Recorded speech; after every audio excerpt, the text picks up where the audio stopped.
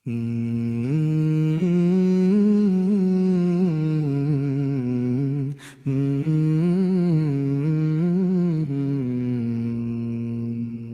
Di akhir zaman yang akan terjadi merupakan zaman ketandusan rohani dan zaman segala sesuatu dinilai. Dengan harta manusia cakar mencakar untuk memperoleh sebanyak mungkin harta kekayaan mereka, tidak mempedulikan dari mana datangnya harta yang didapat.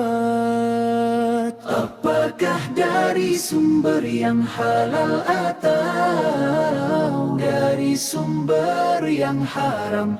Yang penting harta dapat dikumpulkan sebanyak-banyaknya untuk memenuhi kehendak nafsu ataupun untuk mengikuti kemauan istri atau anak-anaknya. Itulah di akhir zaman yang akan terjadi.